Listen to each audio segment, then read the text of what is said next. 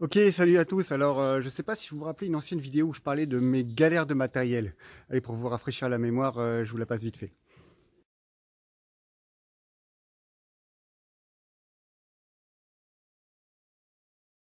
Effectivement, comme le Kubota était cassé, j'étais obligé de me servir de mon vieux tracteur, le 845, pour mes travaux de plaine.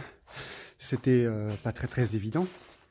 Et donc, en fait, la panne sur le Kubota était... on a continué le diagnostic. Et qu'en fait, il s'est avéré que c'était beaucoup plus grave que prévu. Puisqu'en fait le moteur était complètement cassé. Il y avait une fissure entre les cylindres 2 et 3 avec le joint de culasse complètement bouffé. Donc ça a occasionné des frais très importants et une panne qui immobilisait le tracteur très longtemps. C'est pour ça que mon concessionnaire m'a prêté un tracteur, un très beau tracteur. Voilà, un Fendt 313, version profit pour les intimes. Et je l'ai depuis début juin. Et donc j'ai fait pas mal de trucs avec. Et aujourd'hui, j'avais pas encore fait de travaux de plaine vraiment qui tirent. J'ai accroché, voilà le déchômeur, donc 3,30 m, 15 dents, Bonnel fabriqué dans l'heure. Et puis on va les déchaumer parce que derrière le blé, il y a eu la moisson de fête, la paille ramassée, et je vais implanter de l'herbe. Mais avant, j'ai fait mettre du lisier ce matin, donc je vais aller déchaumer pour mélanger le lisier à la terre et préparer pour le semis d'herbe. C'est parti.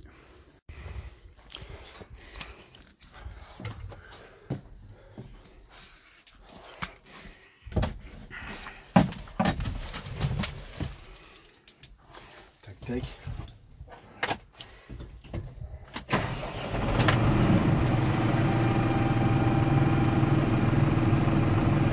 Alors quand on démarre ce tracteur, c'est un petit peu déroutant, il faut attendre, parce que tout est électronique là-dedans, il y a plein de sécurité. Il faut attendre que le petit ordinateur de bord se mette en route. Et donc là, on peut manipuler. Si on n'a pas fait ça, on peut ni avancer ni reculer.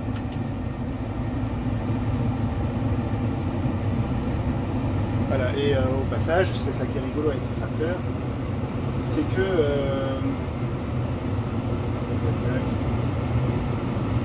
en fait tous les réglages avant dans les autres tracteurs se faisaient par des boutons, des molettes, et là la quasi-intégralité des réglages sur le tracteur se font à l'aide d'un ordinateur de bord. Alors moi je suis plutôt familiarisé avec le portable puisque c'est tactile et tout, c'est assez facile à prendre en main au final. Et ensuite, une des grandes particularités de ce tracteur, là par exemple on entend la clim fait plein de bruit parce que c'est une clim automatique. On va baisser un petit peu. Voilà. C'est un tracteur de prêt, chez Fendt ils ont mis toutes les options possibles dessus. Et qu'en fait c'est un tracteur assez spécial au niveau de sa boîte de vitesse. Je vous montre ça tout de suite. Alors là c'est le petit inverseur. Hop, on touche à aucune des pédales. Et là si on veut, là j'ai demandé de reculer. Si on veut reculer, on appuie. Plus on appuie, plus on va vite. Si on arrête d'appuyer, on s'arrête. Pareil, là j'ai mis pour la marche avant. Et voilà. Voilà, alors jusque là, moi j'étais habitué au tracteur qu'on appelle Power Shift, où on est obligé de débrayer pour passer les gammes. Donc A pour aller doucement, B pour aller un peu plus vite. Voilà. Et où on a l'inverseur, marche avant, marche arrière, et essayez même si on prend beaucoup de place. Voilà, les boutons tortue, lapin, pour passer sans débrayer, les vitesses Power Shift. Alors la particularité des tracteurs Fendt, c'est qu'ils sont avec une boîte de vitesse à variation continue. C'est-à-dire que, en fait, tout simplement, on ne choisit pas la vitesse à laquelle on va avancer. C'est le tracteur qui détermine. Plus, là par exemple, j'ai mis sens d'avancement avancé. J'appuie sur la pédale, il avance. je relâche la pédale, il s'arrête un petit peu comme une boîte automatique sur les voitures, mais encore plus perfectionné parce que voilà. Et en fait, c'est un mode de conduite, le pied gauche il est à l'arrêt, donc c'est vraiment intéressant et on va aller voir ce que ça donne au déchômage. C'est parti. Nous voici au champ que j'ai appelé la Bondière. On va mettre le pont avant. On va régler la vitesse maxi au niveau du potentiomètre. Voilà. Point. Tac tac. Donc moi j'ai réglé le déchômeur. Je vais faire d'abord, comme c'était du blé, il y avait la tonne à traiter qui était passée. Donc je vais faire d'abord là où la tonne à traiter est passée, ce qu'on appelle les trains de tonne assez creux parce que c'est des endroits qui sont plus tassés que les autres. Et après je vais faire le reste du champ. Voilà. Toujours, on fait ça. Et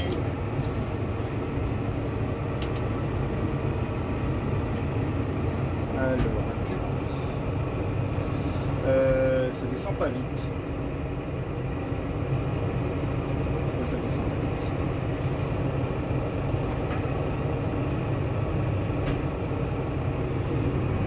Ça ira.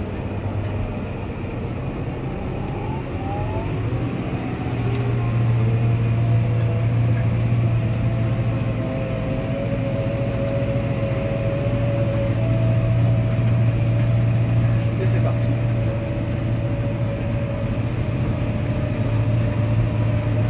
Et donc moi j'appuie que sur la pédale d'avancement et c'est le tracteur qui va gérer tout seul, en fait sans régime moteur. Et je peux même diminuer un petit peu la vitesse d'avancement parce que là on est à 9 km/h, ça va un peu plus vite pour ce travail-là. Donc il faut que je tienne quand même mon volant. Donc comme on voit, on est à 8, à peu près 8 km/h, à 1500-1600 tours minute. Et en fait le tracteur, c'est lui qui détermine automatiquement quel régime moteur est établi, contrairement à l'autre où on se met par exemple à 1800-1900 tours et puis on avance sur une vitesse où il galère pas trop. Et là il est tout le temps en train de s'adapter.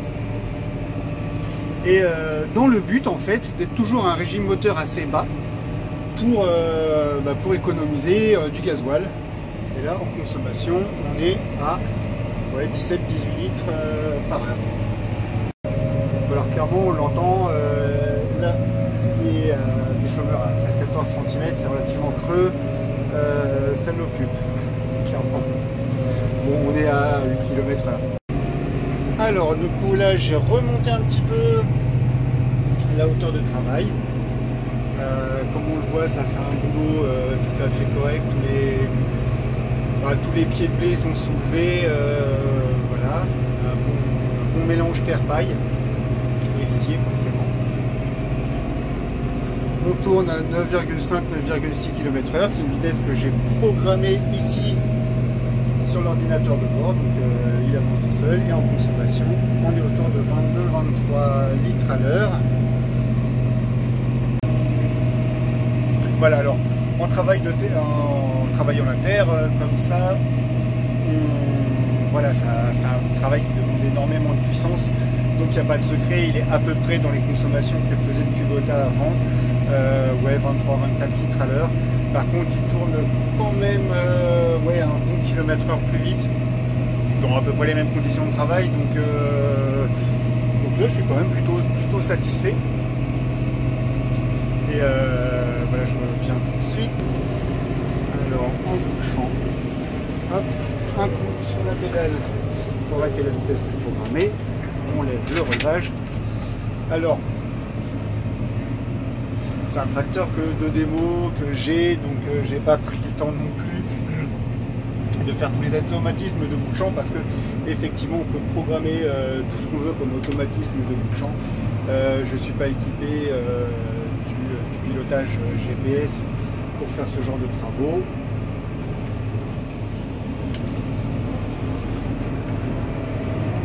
C'est reparti.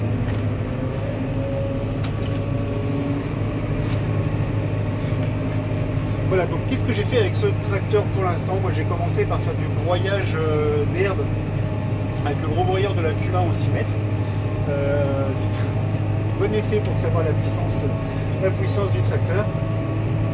Et c'est là où en fait le mode de conduite m'a un petit peu perturbé, parce que en fait quand il y avait beaucoup d'herbe, voilà, le tracteur il s'adapte et il va beaucoup moins vite, mais tout seul. C'est pas le régime moteur qui baisse, mais c'est la vitesse d'avancement qui baisse. Et puis quand il y avait vraiment pas beaucoup d'herbe, en fait il avançait beaucoup plus vite. Contrairement en fait aux autres tracteurs, on est tout le temps en train de jouer avec les boutons pour avancer plus vite, moins vite. Pareil, c'est un truc qui demande, le broyage de l'herbe, c'est un truc qui demande énormément de puissance, donc on était sur des consommations horaires similaires à n'importe quel autre tracteur. Ok, donc c'est la fin de mon chantier de déchômage, ça s'est plutôt bien passé. Ça s'est même très bien passé, en fait, j'ai rien à dire. Alors le déchômage, c'est un travail qui demande beaucoup de puissance. Et en termes de consommation, elle n'est pas radicalement différente de celle que je pratiquais avant avec le Kubota. On est autour de 7 litres de gasoil consommé par hectare. C'est un petit peu moins quand même. Mais de toute façon, la boîte qui s'adapte automatiquement à la puissance, quand il y a besoin de beaucoup de puissance, de toute façon, il n'y a pas spécialement de miracle à attendre. Et par contre, j'ai fait beaucoup d'autres chantiers avec ce tracteur. Donc du broyage, je vous en ai parlé tout à l'heure, mais aussi beaucoup de fenaison et du transport de paille, ramassage de paille et de foin. Et dans ces cas-là, il n'y a vraiment pas besoin de beaucoup de puissance, et donc le tracteur s'adapte en permanence en fait à la puissance demandée, et il tourne toujours au ralenti. Et là, franchement, clairement, ça m'a même impressionné. La baisse de consommation par rapport à ce que je pratiquais avant, alors peut-être que je conduisais un petit peu mal avant, était vraiment bluffante, parfois allant jusqu'à moins 50% de consommation sur des chantiers comme le fanage ou l'endénage. C'est aussi parce que mon ancien tracteur, le Kubota, avec 2 régimes prise de force, la 540 et la 1000, et donc du coup j'étais obligé de travailler à un régime élevé, alors que là vraiment c'est fait pour travailler à un régime très bas. Et aussi pour le ramassage de foin et de paille, le système, le circuit hydraulique de ce tracteur est vraiment très très performant, donc permet d'avoir un bon débit hydraulique pour manier le chargeur, la fourche. Au travail, donc on peut toujours travailler à bas régime, et ça c'est vraiment intéressant. Après, ce tracteur il a quand même des petits défauts, et je vais vous montrer ça, parce que en fait le principal défaut de ce tracteur, c'est qu'il est très cher. C'est que en fait Fendt, c'est un peu comme la Mercedes des tracteurs, avec plein d'équipements, d'options qui sont intéressantes, judicieuses, mais ça se traduit par un prix élevé. Je vais vous montrer un petit peu dans la cabine tout ce qu'on peut obtenir, parce que ce tracteur là, c'est un tracteur de démo, il est vraiment équipé au top. Bon, alors déjà, rien que l'essuie-glace, un essuie-glace comme sur les monosbatteuses, qui est vertical, qui fonctionne comme ça, c'est marrant. On a aussi les rétroviseurs électriques. Alors ça c'est vachement sympa, mais c'est un truc dans là où je travaille, il y a plein d'arbres et tout, donc avoir des rétroviseurs électriques, c'est pas forcément super judicieux. Voilà, on a aussi sur ce tracteur là la climatisation automatique. Alors bon, c'est comme sur les voitures haut de gamme, c'est sympathique, mais voilà, c'est pas forcément judicieux. Tous les distributeurs sont commandés sur des boutons sur le levier de pilotage. Celui-là, c'est pareil, il est électrique proportionnel. Alors, en plus, il y a le 3e point hydraulique derrière qui permet d'accrocher plus facilement le matériel. Bon, tout ça mis bout à bout, ça fait des options qui ont un prix conséquent. Mais il faut quand même que je vous parle du Kubota, et en fait et de savoir un petit peu l'avenir de ce tracteur là. C'est-à-dire que pour vous raconter vite fait l'histoire, le concessionnaire chez qui je l'ai acheté faisait à la fois la marque Fendt et la marque Kubota. Et donc en fait du coup maintenant depuis 2 ou 3 ans il n'a plus la carte Kubota, et moi j'ai toujours fait entretenir mon tracteur là-bas.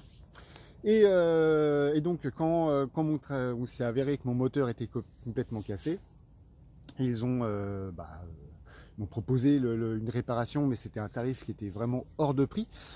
J'ai fait appel donc du coup au réseau Kubota qui me proposait une réparation à un prix un petit peu plus avantageux, sauf que ça restait vraiment très très cher pour réparer un moteur cassé, je le rappelle, à 1500 heures et 3 ans et demi de fonctionnement. Oui, c'est comme ça.